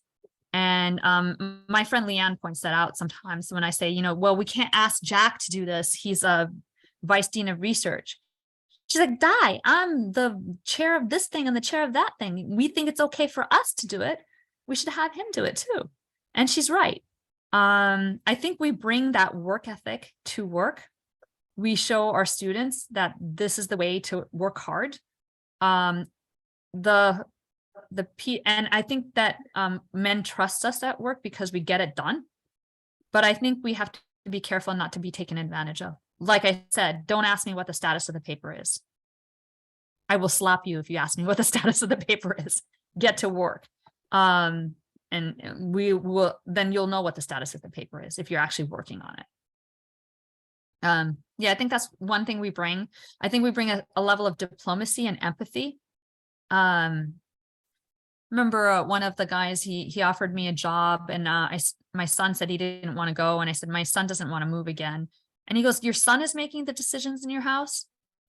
And how could you just pick up and move your family? How could you not think of what impact that's going to make on your children? And I thought we have a mismatch in empathy here. I think we bring that empathy to academia. The postdocs, the graduate students, our students, they deserve our empathy too. And our colleagues and our peers. And so I feel like that's a thing we bring too.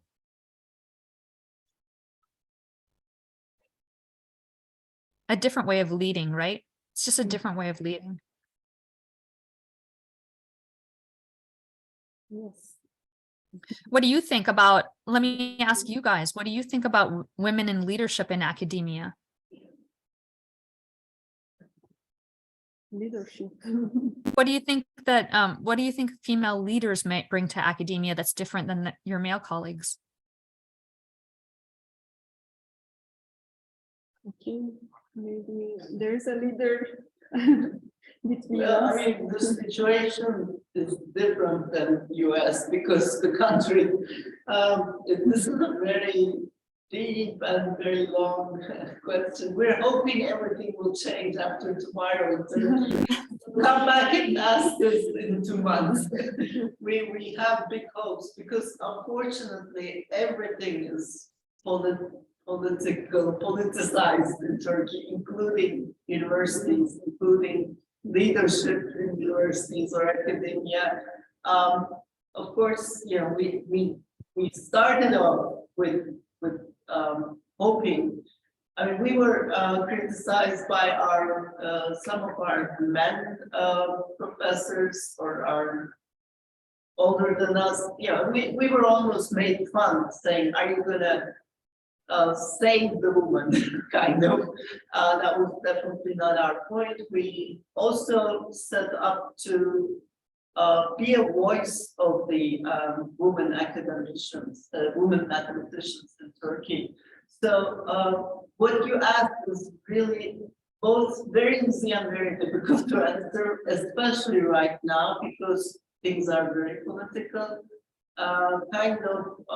Especially with the government universities, it's very much run by a certain mentality that whether you're a woman or man, they want you to be in a certain mindset and behave accordingly. I personally have suffered as a dean and former dean and chair. I was kicked out of my university because I was too vocal and because I was woman. Well, I went through some trials, I won the lawsuit and went back.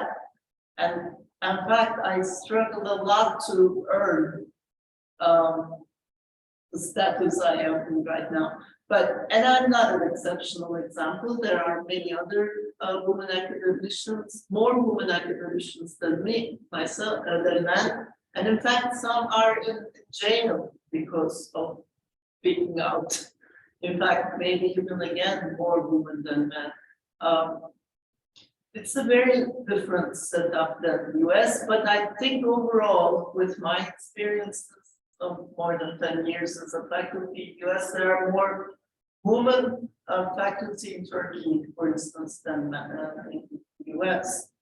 And if we are given, this is a very, it's a very disturbing sentence for me to make because I don't like to be given something. I would like to grab it myself, work hard for that.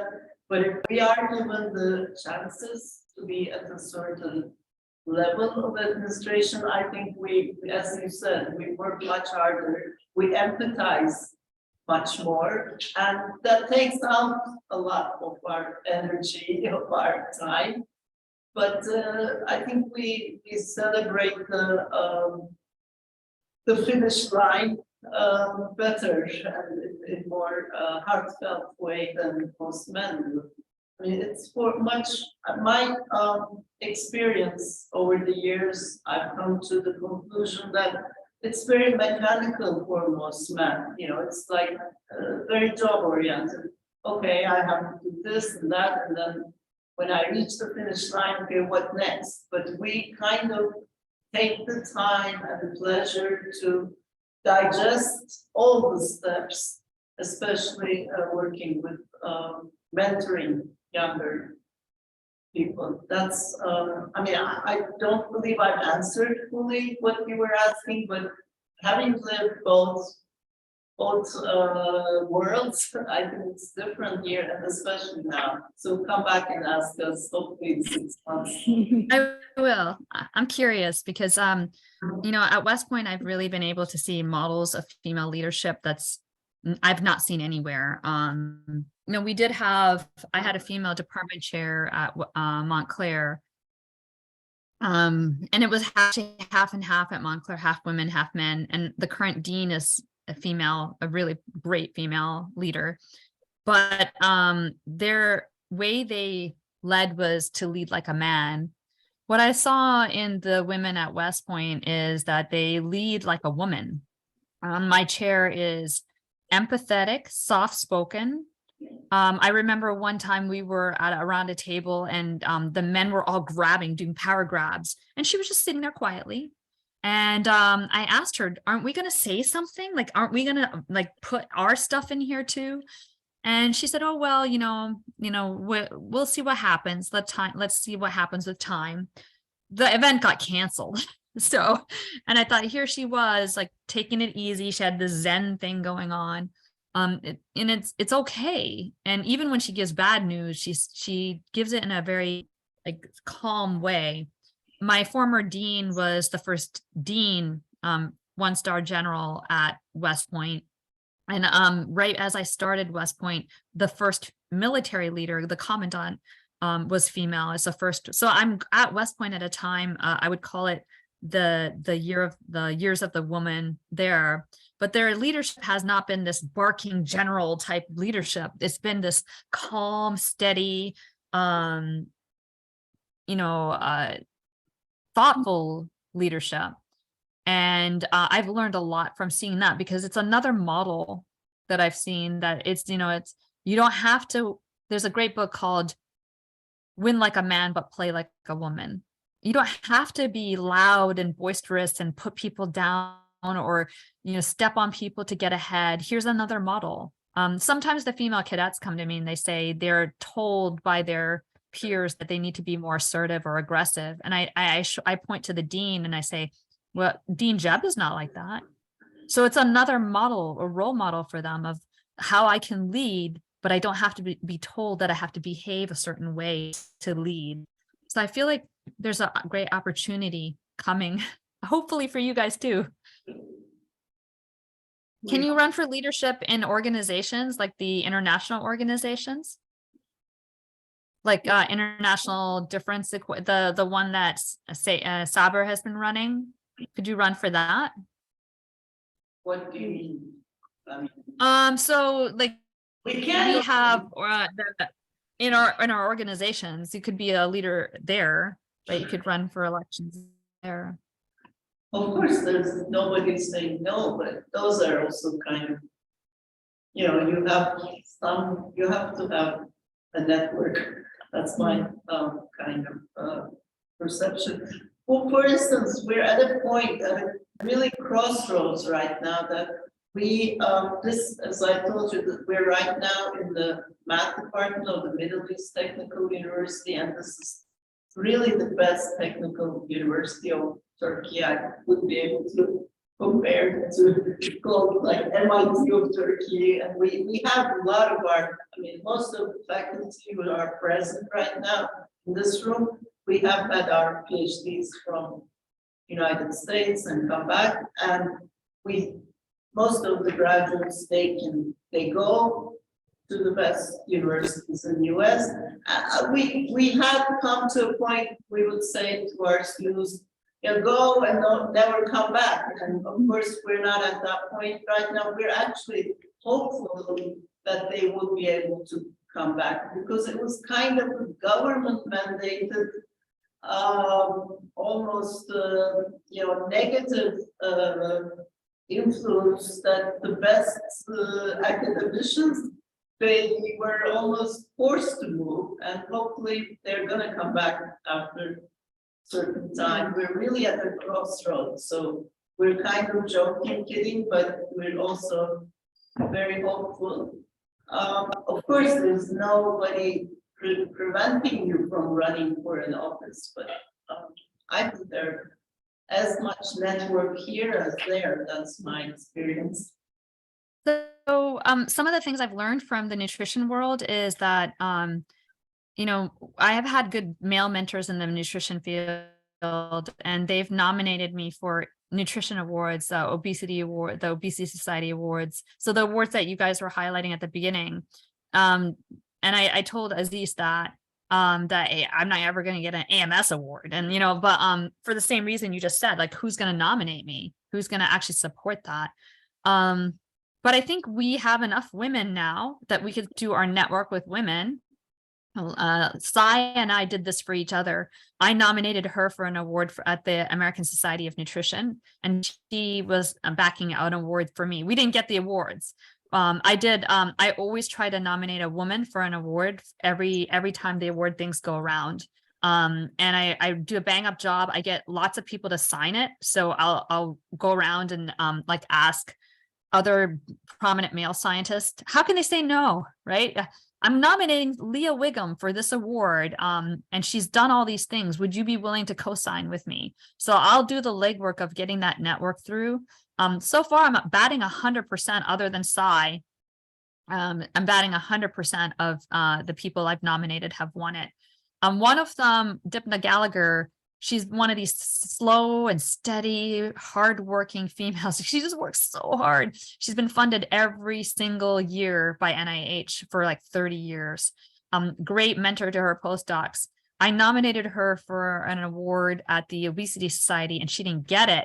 And this like barking man got it. And so I wrote them.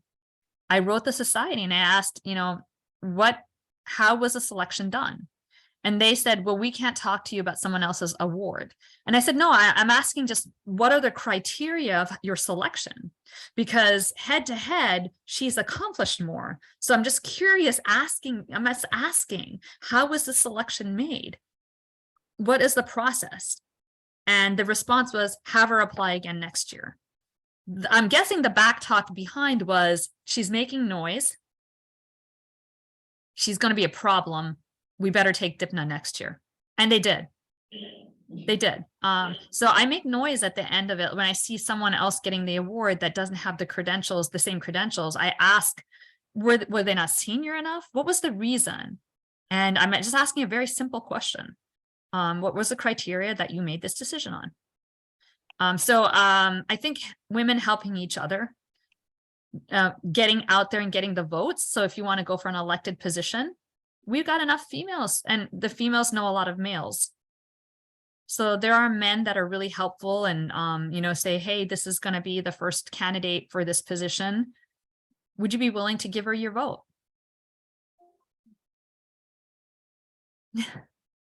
We'll take that into account. We'll do it for you. We'll get you nominated for something. Okay. So now I have a personal question, Professor. Have you had wishes in academic life? Like, maybe I wish I had more time to study with my advisor or with my students. I wish I could publish this article in a better place. And what is your advice for us not to say I wish?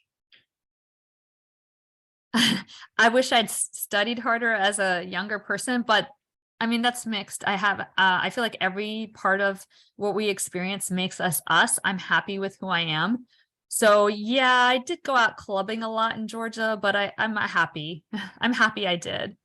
I love playing musical instruments and love the time I spend with band stuff. Could I have written another paper in that time? Sure.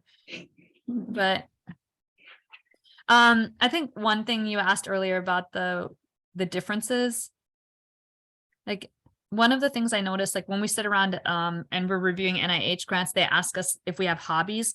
Many of my male colleagues say no, they have only work. And I'm not going to do that. I refuse to do that. I'm going to have a life.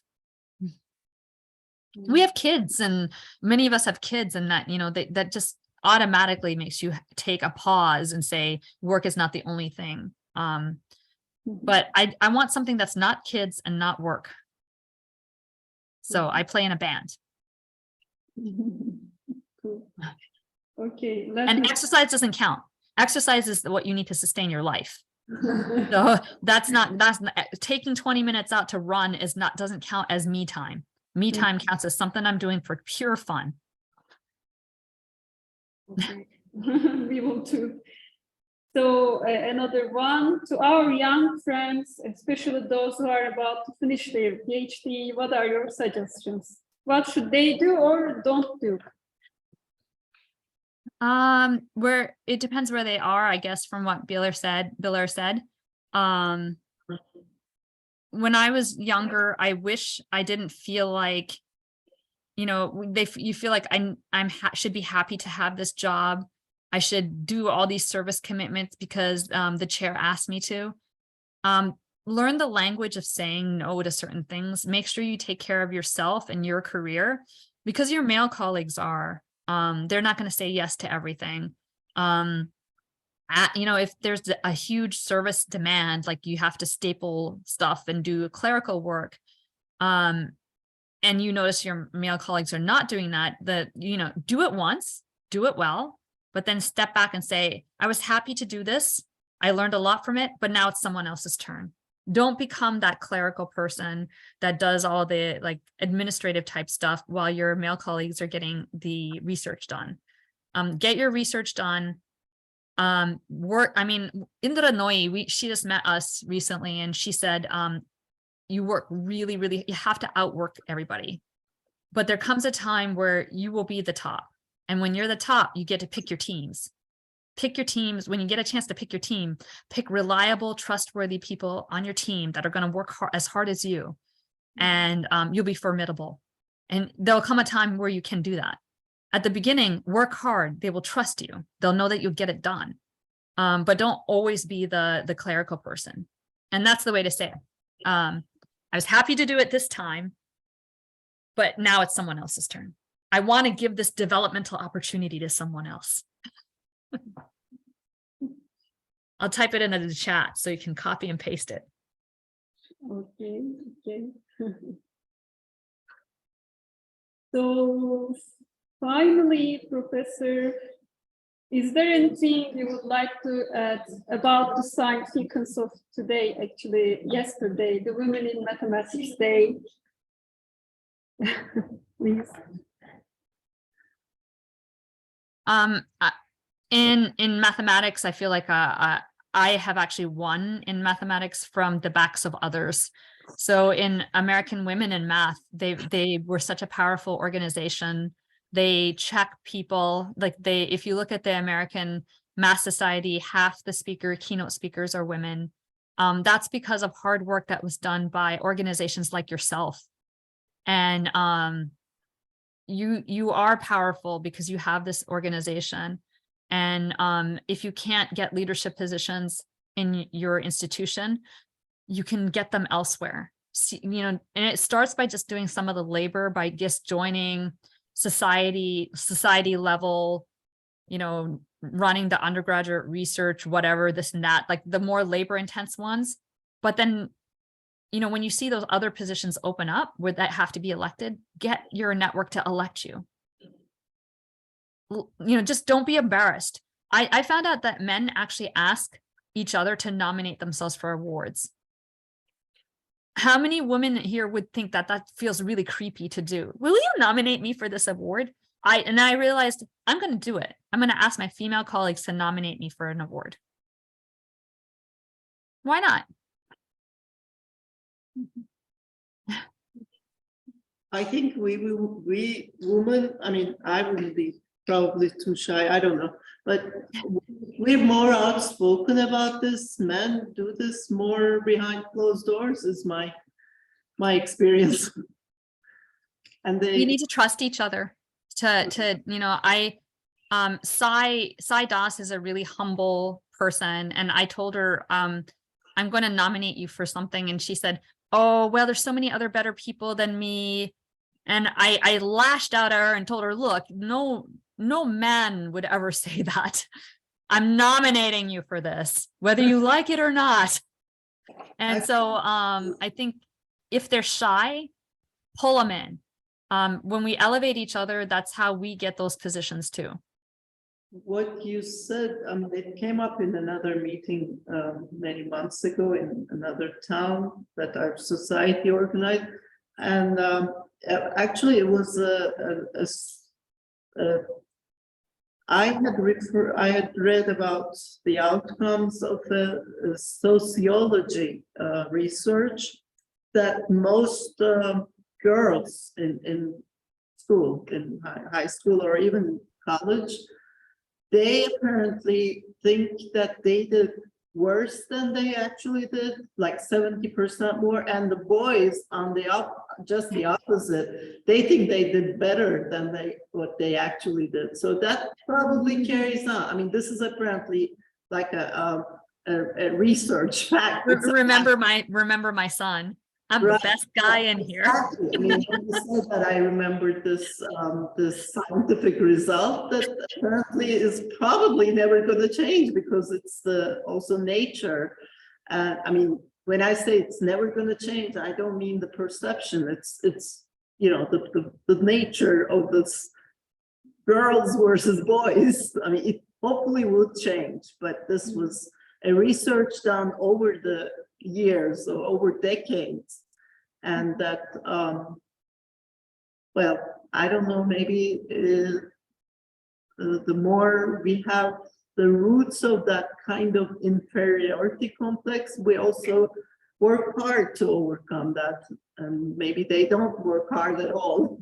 Well, it builds trust, right? If I say I'm going to do something, everybody knows I'll do it. And Right. I will put all my heart and soul into it. So it builds trust. And when that's how you build your credibility. So you are not going to build your credibility by just being part of the club right away, unfortunately. But I think you can build your credibility by being trustworthy, and that lasts so much longer. Mm-hmm. Definitely. And maybe because of that, we don't have the need to ask if you're going to nominate me or not. Or the depth says, okay, I'll work hard for that.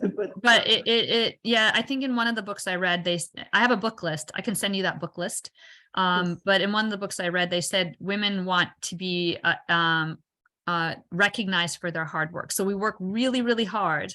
And then we want someone else to say, wow, Billa worked very, very hard at this, and she did such a wonderful job. That's not enough. You have to go after those things that get you recognition. And you can work hard, do a bang up job, and get the recognition for it. We also need to protect each other. When I see it, like my friend Leanne, my friend Sai, we'll come after anyone who tries to tear us down, like Leanne did. Are you saying Di and I are not putting in a lot of time? And you know, she backs me up. And so trusting each other and not letting each other be taken down. We have a lot of power when we link arms. Would you see yourself running for the next president with all this determination? And I'm not. So I don't want to do a president of an organization because I don't think I can put the labor into it. No, I didn't mean an organization. I meant a bigger scale. Seriously, I mean, why not? I ran for a school board. It's a lot of work, and it takes, again, it takes time out of your family. So I don't know I would do that, but That's a choice you make, and Yeah. I have big respect for that.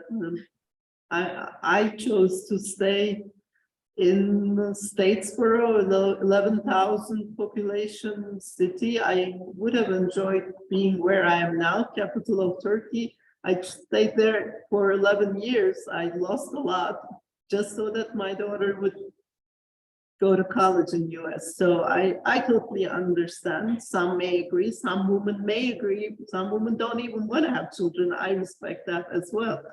So I understand, but we learned a lot from you today, Diane, not only mathematically, but as a whole perspective of life.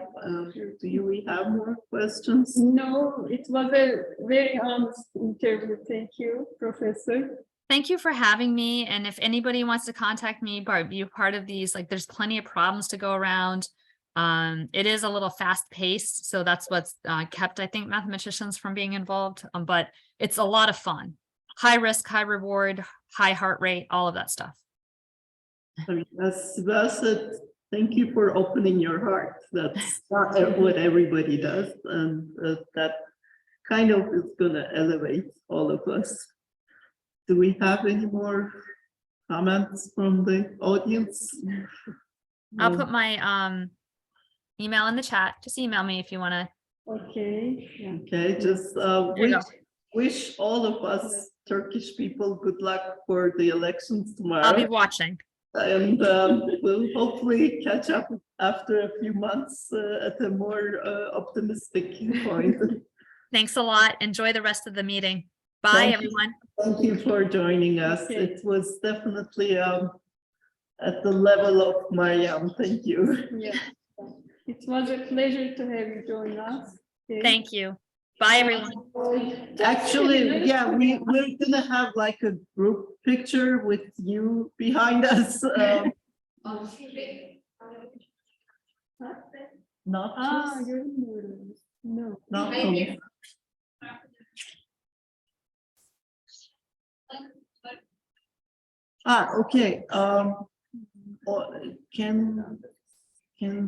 Is there anybody that's right now online that's willing to open their cameras? Anybody that would like to join us? Feriye, Kübra, Derya, I don't know who else is. Could you turn on your cameras? Yani biz bari burada çıkalım. Yani bir tane bir grup resmi olsun. We want to have like a group. Oh, okay, yeah, we can probably have that. Çok yukarıdan geliyor mu? Şöyle, ama yani zaten arkada. Sen alırım arkayı da. Okay, we'll have a group picture with you behind us. We can put in our society webpage, maybe. Okay. Buse bir tane de ben çekeyim, sen gel. Just one more. Change of place. Yes.